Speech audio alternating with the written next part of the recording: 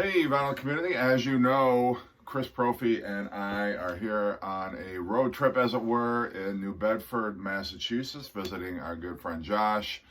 JC Flipside Vinyl is his channel. You already know because he's got about 4,228 subscribers. It's actually 29. Is it 29? They're all friends and family. Yeah. Well, and probably by the time this video is over, he'll have about 8 more subscribers. But anyway, we're here and taking advantage of the fact that we're all together in the same room. We wanted to talk about our top 3 grails. But first of all, maybe we can just kind of establish the criteria that we use when we're talking about what defines a grail. Chris, when you talk about your grails, what do you use as, what distinguishes a grail from, an album that I just really want that I don't have in my collection?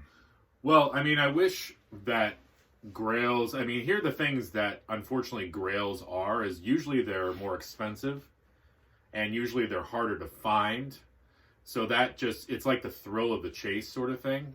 So that would be, I wish they weren't more expensive and harder to find because I guess, I don't know, then they maybe wouldn't be grails, but that's sort of the thing that I think of when it's a grail. Like, it's an album I really want, but unfortunately, for whatever reason, it's hard to find in good condition, or there weren't a lot pressed, or, it's just one of those expensive records that you're hoping to find at a cheaper price. Right. And then how about you, Josh? What's your... Yeah, I would agree with Chris. Musically, it has to be something that I really want, obviously. That goes without saying. But then the rarity, the scarcity, a lot of my grails are really from the years of like the late 80s to the 2000s because vinyl pressings were so slim in those days. Once we rolled into the 2000s, the vinyl resurgence started again. So yeah, it's just scarcity, rarity, and then obviously musically, I've got to really want it. Right. And for me, there's some grails that are just simply like, they're available, but they're like out of my reach, both financially and, I'm never going to find one ever out in any record store that I go to. Like, the Yesterday and Today Butcher cover. Right. Like, yeah, if I wanted to pay $5,000, I could get one on eBay, but it's just never going to be within my budget. So mine is kind of a album, number one, I've never seen out in the wild. And number two, it's insanely expensive, but doesn't mean I ever stop wanting it. You're always kind of hoping you'll stumble into a store or a garage sale or a thrift store, and who am I kidding? I'm never going to find any of these grails. I can't even find a decent copy of, Culture Club album in any of the thrift stores by me. But... Well, here's the problem, too, is that nowadays, everybody knows what they have. So even the mom and pop thrift store that you go to, they know that Sam Hain November Coming Fire is one of those albums that, we gotta jack the price up on this because it's rare. So that's the thing. Everybody knows what they have now, and you could just go on Discogs, and that's why everybody's got their phones when they go to the record store, because we're all looking up how much these things are worth. Well, you might go to like an estate sale or something, or somebody's grandma has just passed away. And maybe you find how many grandmas have Sam? Yeah, that's what I was gonna say. But you never know. There might be like some grandma or Uncle Joe who that'd be awesome. Was a huge Sam Hain fan. And then they don't know what they have. Well, it's like underneath like a macrame, owl. Hey, think about this. The Channel The Waxed was at a thrift store the other day, and he found Tool, the Enema or Enema album, however you pronounce it. That's a $500 record, and he found it in a bin of Laserdiscs. So you never know. You could still find it at a thrift store. The odds are against it. I look at it as every 5 years, you're going to find an amazing record at a thrift store that just blows your mind. If you do it every day. I think we should go to thrift stores tomorrow. That's what we're going to do. Unless you live in Michigan or Ohio. Okay. And then you're going to come visit me. And Poughkeepsie, New York. Yeah, more vinyl community members come visit. Yeah. We'll see. All right, so let's go one by one and talk about, and I don't know if you necessarily rank them, like this is my number 1, 2, or 3, but we're just going to talk about 3. They don't necessarily have to be in any particular order, but we'll talk about our first one. So, Chris, if you want to start with your first grail. Yeah, I'm looking for Metallica's Ride the Lightning on the original Megaforce silver label. And I believe that I had it as a kid. I'm remembering seeing the silver label. I don't know what the heck happened to it, but I have a reissue of Ride the Lightning. It's my favorite Metallica record. I would love to find that original Megaforce. I don't even know how much it's going for. I guess I could look on Discogs, but that silver Megaforce label, I would love to have that. That'd be awesome. It's got to be a couple $100 at least, I'm thinking. In the resurgence, yes. I Yeah. would say. Yeah. So. All right, Josh, how about you? All right, so I was going to pick Chris Isaak Heart-Shaped World, but you guys know it's being reissued in August as a Record Store Day Essential. If you watch my channel, you know that. So I'm not going to pick that, but I am going to pick Morrissey, You Are the Curie. Oh, Curie, I should say. Curie? Yeah. Yeah, but you have it on CD, Josh. Why do you need it on vinyl? Because I'm in love with this album. I am in love with this album. This is my favorite Morrissey solo album, and that is... And I love all his albums. I'm not trying to say the other ones are bad. But it's just fantastic. You know, he was at a very creative low point in his career, and he came roaring back. If you've never heard this album, the hits were first In the Gang to Die and Irish Blood, English Heart. But what I would tell you is the last song on the album, I Know I Couldn't Last, talks about how...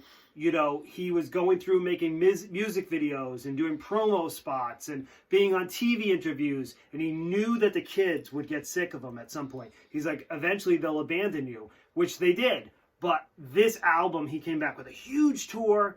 Every single song on this album is fantastic. I would say every song on this album is a 10 out of 10.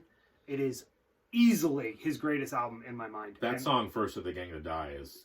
It's unbelievable. And Irish Blood, English Heart is an awesome one. So yeah. Morrissey, please re-release this. And you like it more even than your Arsenal? Yep. Okay. Yeah, I have that. I have that on vinyl. It's a great album. Your Arsenal is awesome. Don't get me wrong. And your Arsenal, you know, is like grungy and heavy, and that was the album that I really fell in love with Morrissey. Before that, I loved the Smiths, you know, and I probably was one of those people, you know, obviously. But your Arsenal is just awesome. Yep. All right. Well, mine is going to be Ricky Lee Jones's first album. I didn't even know that it really exists anymore. You can never find it anywhere. I think it's a Record Store Day. It might be orange vinyl. No. But yeah, I mean, it's one of those like cannot for the life of me ever. All right, no. What about Frampton Live? Comes Alive. Comes Alive. Yeah, that'd be another. I want you to show me the way. Men at Work, Cargo. Cargo is a good one. Yeah, that's a bro. Yeah. You never see any Lawrence Welk albums at the thrift stores. Or Mitch Miller. Yeah, exactly. Not only, I think Aaron's got the Japanese pressing of Cargo, you know, with the Obi. And yeah, so like... He does have a Japanese pressing of Huey Lewis and the News of Sports. Yeah, I'm not kidding, he does. Yeah, so... Yeah. But for real, my first one, and this is one that Josh and I talked about yesterday, it is a Beach Boys album, and the thing that makes this unique is not only is it a very rare album because not many copies were pressed, not many copies sold, but it's an all-instrumental Beach Boys album. It's called Beach Boys Stack O Tracks. It was released, I believe, in 1968. It's instrumental versions, and Capitol at this point, I think it was because the Beach Boys had either left Capitol Records by this point, or Capitol was just trying to go for a money grab. It's definitely a cash cow album, but the whole idea behind the album is you can sing along with your favorite Beach Boy tunes, but it's all instrumentals. And normally, I mean, it's not a Beach Boys album that I would really play, but just the fact that it's so rare, that I'm a completist, that I never, ever see it out in the wild. It's very expensive on Discogs and eBay, but I still want it. And a decent copy of it. I mean, you can get like a really torn to shreds, beat up copy of it for relatively cheap, but that's not what I'm after. I want a clean copy of it. I don't want it just to have, you know, some shredded vinyl record of it or one that's all scratched up. But so that would be my first one. Nice. Oh. Well, my second one is it's a album called Kiss the Originals, and for anybody who doesn't know, they re-released the first 3 Kiss albums in this compilation or whatever you want to call it, this collection. So it's the debut.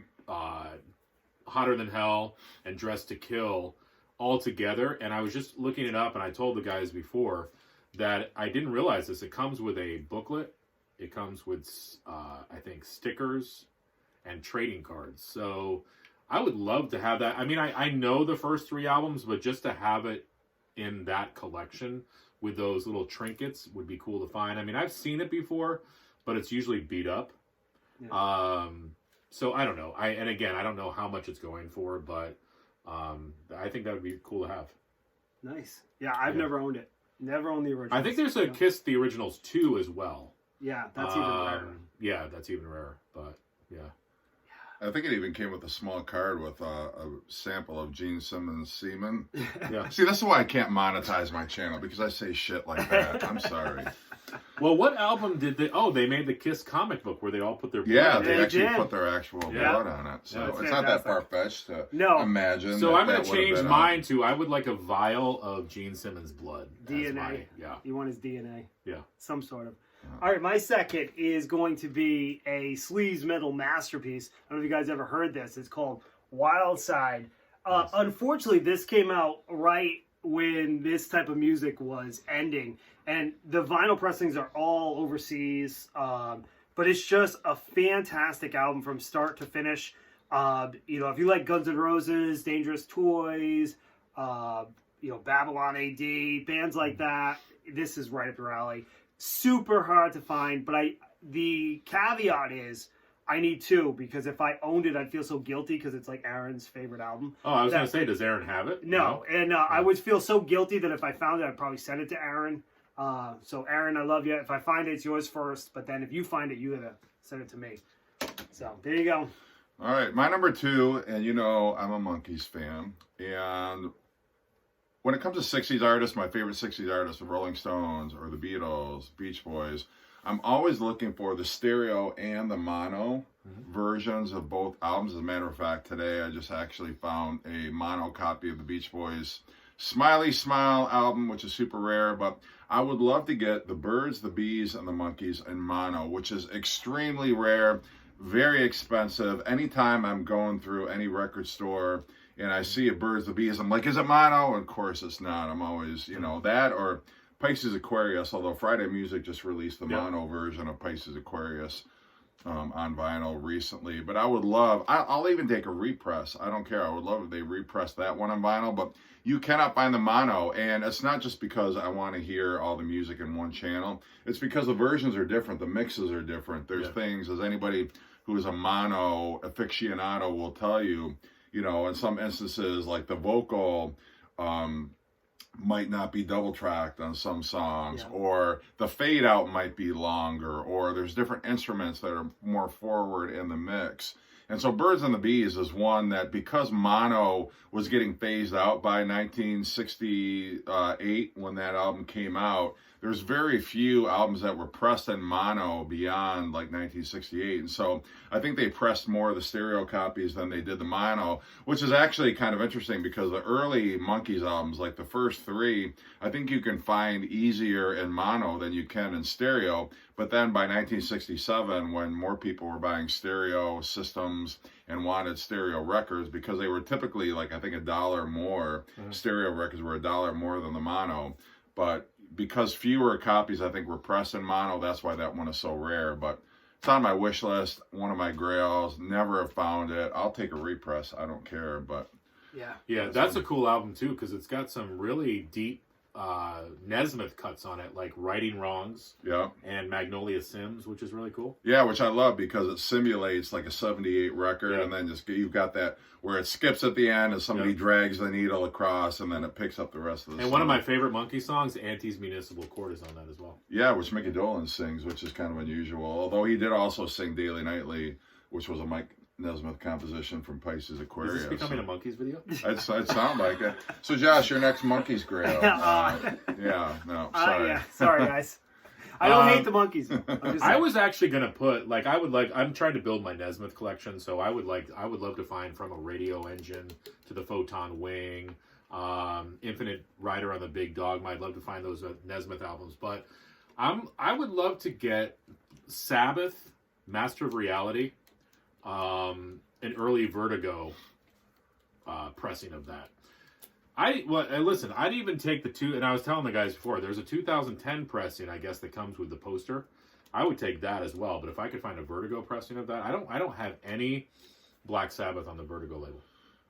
Yeah, me either. But I would Yeah. love it. I do have a really cool Black Sabbath compilation that has all their mono singles. Oh, cool. I'm gonna play that for you later. And Master of Reality, I mean, you guys know that album is just killer. A lot of people say, yeah, a lot of people are like, Volume 4 is the best Black Sabbath. No, Volume 4 is good, but, I mean, Sabotage is my favorite, but I would love to have Master of Reality on vinyl. Vertigo. Jeff found an awesome Black Sabbath today. Yeah. You have to tune in and see what it is. No ring wear in that bad boy. No. It's like mint. Beautiful. All right, my last one. So I'm a big fan of the band Badlands, Jakey Lee's band when he left Ozzy. Yep. Jakey Lee kind of got screwed over with Ozzy, as we know. For those of you that don't know, he didn't get any songwriting credits on Bark at the Moon, even though he wrote the whole album. And didn't they redo the guitar parts on that when they reissued it? They may have, but what ended up happening was they held him over a barrel and basically said, we'll just fire you and we'll hire someone else, or we'll just, you prove that you wrote these songs. That's what they said. So then what Jakey Lee did was, when the next album, The Ultimate Sin, was coming out, he said to him, no, I'm not going to record this album with you unless you give me credit that I wrote the songs.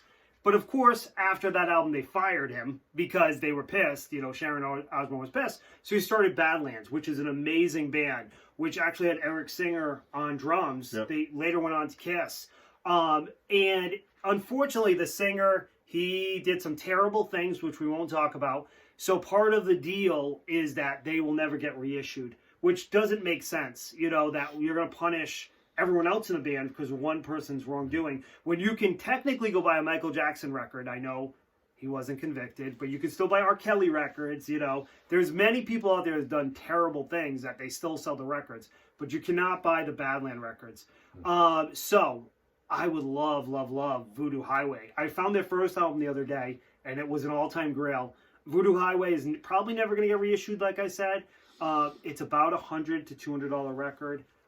If I found it, I'd buy it in a second, unless it was trashed. I'm not going to buy a bad copy. But yeah, that's my... Badland should have been bigger than they were.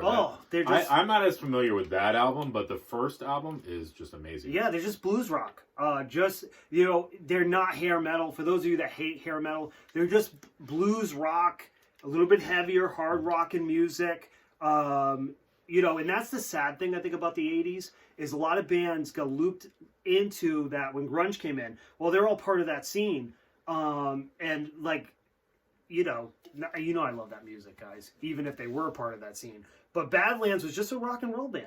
That's all they were. But they got categorized as and demonized because they were in that same genre of hard rock and music from the 80s. So yeah, Voodoo Highway, fantastic. And the CD is even rare. If I found the CD, I'd buy it for you, Chris and Jeff. I think I actually have that on CD. All right, well then I'll buy it for Jeff. Yeah. All right, Jeff, what's your number one, dude? Well, you know what my favorite band is, and this is an album, and when this album came out, I'm blown away that it was ever actually released on vinyl, because I've never seen it on vinyl, but I know it exists because it's on Discogs and it's on eBay, but for more than I would ever consider spending on a record. I'm talking about Let It Be Naked, which, we just had the whole Let It Be revival with the Get Back documentary and all the Giles Martin remixes, but for my money, my favorite version of Let It Be is still the Let It Be Naked, the version that came out, and I forget what year it was, but, I don't know at the time where it was available on vinyl, because any store that I went in the late 90s, or, I don't know, it might have been early 2000s, I can't even give you the exact date that it was released, but there were vinyl pressings available. Maybe it was on Amazon or some other online retailer, but I would love to have a vinyl copy of that. And I know people have it. I've seen people show videos where they've got vinyl copies, but it just keeps going up and up and up. And I was really holding out hope that with the whole Get Back kind of, the 50th anniversary, that they might, as a nice little bonus, as part of the box set, have included that. But for whatever reason, it's almost like the Beatles are distancing themselves from the whole Let It Be Naked thing. And I know they're trying to sell copies of the Giles Martin remix and the box set, Super Deluxe, all of that. But I think deep down, every Beatles fan who doesn't own Let It Be Naked on vinyl is secretly wishing that they'll get it someday, that they'll do a repress of it. I'm kind of discouraged because, you know, we've gone through the 50th anniversary of the original album, and I don't think it's coming. I really don't. I mean, maybe they'll surprise us one year. Maybe it'll be one of those things like before Christmas, they usually roll out some Beatles product or reissue. Right. I mean, maybe, I don't want to say never, but Right. that's, for me, that's my, like, number one. Well, maybe we'll be surprised one record store day. Yeah. Could be. I could definitely see it a record store day release, or like you said, a Christmas release, Black Friday release. I would buy that in a second. Well, there's so much money to be made. Like, people are just, like, waiting for you to take their money to do a reissue on something like that. It's a no-brainer, but... Well, Jeff just picked up another copy of the White Album Day. How many copies of the White Album do you have now? It's like 8 or 9. Yeah. Yeah, well, yeah. You know what's funny is, and we could do a video on this, but I told my son that vinyl records, if my number one tip for vinyl records is that they are not an instant gratification hobby. And he's like, what do you mean by that? And he wanted this Kanye West album, and it was out of print, and it was selling for $80 on Amazon and on eBay. And he's like, I'm going to save up. I said, buddy, do not save up. It's going to get another pressing. You're going to get that album under $30. He goes, you're out of your mind. I said, how long have you been collecting records, Carter? He's like, a month. I'm like, I've been collecting since '84. It's going to get repressed. And it got repressed. He got it for $24.99. There's certain things like Badlands where there's some legal actions on why it wouldn't get repressed. But if you wait long enough, most things get repressed. Right. If instant gratification is your thing, you're going to pay a premium in the vinyl community. There's no doubt about it. You know, so that's my number one advice is, wait for it. Or we could just break into Aaron's house, and we could probably get most of these grails that we've been talking about. Aaron, we're coming for you. Aaron Mutha Alamere. We're coming for you. Well, not to turn our Monkeys video into a Beatles video, but another box set that I could see making a fortune for Apple and the Beatles would be if they did repressings of the American albums. You know, they've already done, you've got the stereo box set of vinyl, you've got the mono box set in vinyl. Why not? They already did the American albums box set, the US albums, the box set on CD. I keep waiting, like, okay, well, when is the vinyl? I've got, like, the, original pressings anyway, or at least some pressings throughout either the 60s, 70s, or 80s. But it would still be cool to have that, like, a nice, handsome box set with those American and clean, pristine jackets with the analog, original analog pressings of that. I mean, I would pay, like, if you did a box set of those American albums, I would pay almost $200 for that if it was just you had a nice booklet with it. And the original Capitol mixes, not the mixes that, were remastered in 2009. I mean, that would be another caveat I would ask if you're going to do a box set like that. But well, I mean, there is rumors that a lot of the classic rock bands are going to get the one-step treatment, which, is the all analog. And the rumors, I'm thinking we're going to see the Doors albums get the one-step treatment. And explain what a one-step. So one step, essentially what they're doing is, it's actually not one step. They're eliminating multiple steps in the process of pressing an album. So first they cut a lacquer, and then that lacquer they make plates, and then they make a record. It's this big, so by eliminating steps, this is the easiest way to describe it, you're getting a closer sound to the original lacquer, which is the best sounding, or the analog tape. So the big thing with these one steps is, like Jimi Hendrix just came out with Are You Experienced One Step. They're selling that for $125, $130. It's sold out. And there was something like 10,000 copies or something like that. So these record labels are starting to realize people will pay $125 for one album that's 40 minutes of music. Because it's all analog. It's on, the premium vinyl. So it's not like a recycled vinyl. You're going to get the greatest sound. So a lot of these bands, I think, realize that there's extreme amount of money to be made if they put out a good quality product, like you said. So I could see the Beatles have not been analog since the mono box set. So if the Beatles put out any analog album, any of their albums, if they advertise it as 100% analog, they could instantly probably put an extra $10 on there, even if it wasn't a one-step or it wasn't a premium product like a MoFi. Yeah. Yeah, I could see, them instead of charging $30, charging $40, saying it's 100% analog. Now, do you guys know why the record companies don't want to do the analog? It's the insurance to take the original analog tapes out of the vault. Oh. So to be able just to take it out of the vault, there has to be, because they're priceless. Mm-hmm. So the amount of insurance to bring that to the studio to allow them to create the lacquers and create the plates is so much money that the record company's like, no, we'll just use the high-res digital file that we have. But there's so much money to be made because people, that's what they want. That's what they want. Yeah. Yeah. So that's it. We'll go into more detail. Yeah. All right. Well, thank you for tuning in, and I've learned a lot today. I have. Yeah. I felt like I just took a class in vinyl In one one steps. steps. Yeah, totally. Analog. Yeah. Exactly. We're going all analog, guys. All right, everybody. Well, thanks for tuning in, and enjoy your weekend.